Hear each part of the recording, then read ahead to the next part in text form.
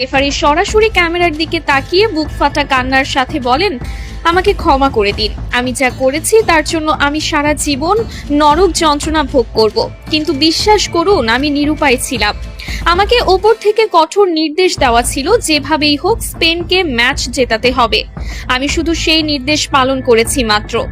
রেফারির এই একটি মাত্র বাক্য মুহূর্তের মধ্যেই পুরো বিশ্ব মিডিয়ায় দাবানলের মতো ছড়িয়ে পড়ে। সারা বিশ্বের ফুটবল বোদ্ধা থেকে শুরু করে সাধারণ ভক্তরা রীতিমতো স্তব্ধ হয়ে যান।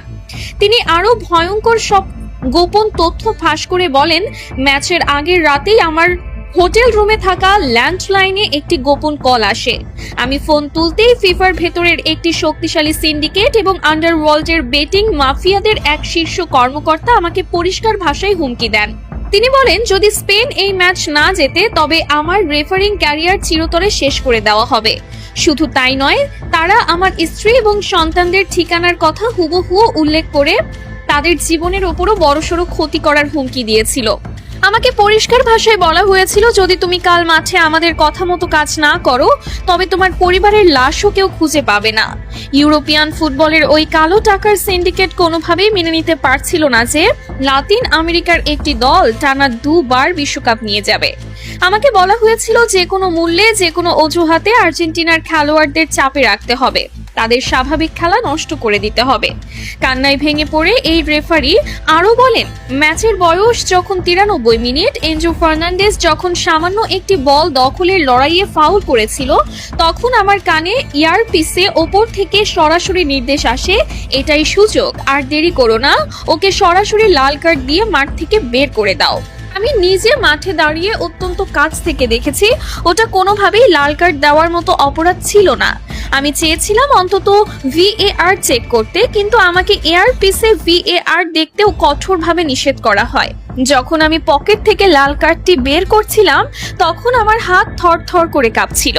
এনজো যখন অবাক দৃষ্টিতে আমার দিকে তাকিয়েছিল তখন আমার মনে হচ্ছিল আমি মাটির নিচে মিশে যাই। 10 জনের আর্জেন্টিনা যখন বীরের মতো লড়ছিল, ডি পল আর ম্যাক অ্যালিস্টাররা যখন নিজেদের শরীরের শেষ রক্তবিন্দু দিয়ে স্পেনের একের পর এক আক্রমণ ঠেকাচ্ছিল, তখন আমি নিজেই ভেতর থেকে কুরে কুরে খাচ্ছিলাম।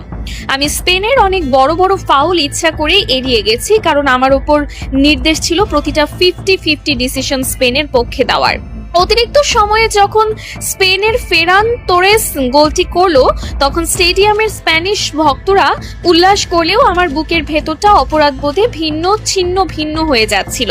চরম আক্ষেপের সুরে রেফারি আরো বলেন, ম্যাচ শেষে যখন দেখলাম লিওনেল মেসি মাঠের মধ্যে বসে শিশুর মতো কাঁদছে, লিয়ান্ড্রো পারদেস রাগে ফেটে পড়ে হাতাহাতি করছে, এনজো ড্রেসিং রুমে বসে হাহাকার করছে, তখন আমার মনে হচ্ছিল আমি যেন একজন খুনির চেয়েও অধম। আমি ফুটবলের ঈশ্বরকে কাঁদিয়েছি। মেসি যখন শূন্য দৃষ্টিতে আমার দিকে তাকিয়ে মাঠ ছাড়ছিল, ওই চাহনি আমার বুকে তীরের মতো বিঁধেছে। গত কয়েক রাত আমি এক মুহূর্তের জন্য দু চোখের পাতা এক করতে পারিনি। চোখ বন্ধ করলেই আমি মেসির সেই কান্নার দৃশ্য দেখতে পাচ্ছিলাম। এনজো ফার্নান্ডেজ যখন লাইভে এসে কাঁদছিল এবং বলছিল যে সে কোনো ফাউল করেনি, তখন আমার বিবেক আমাকে বিষাক্ত সাপের মতো দংশন করছিল। জীবনের ঝুঁকি নিয়ে রেফারি সবার সামনে আকুতি জানিয়ে বলেন, আমি জানি এই সত্যিটা বলার পর আমার ক্যারিয়ার আজ থেকেই শেষ হয়ে যাবে। হয়তো আমার জীবনের ওপরও হুমকি আসবে।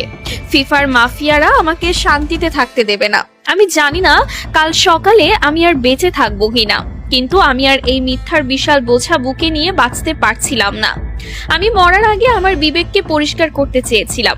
ফিফার ভেতরের ওই সিন্ডিকেট চেয়েছিল যেভাবেই হোক এই বিশ্বকাপটা যেন লাতিন আমেরিকার হাতে না গিয়ে ইউরোপের হাতেই যায়।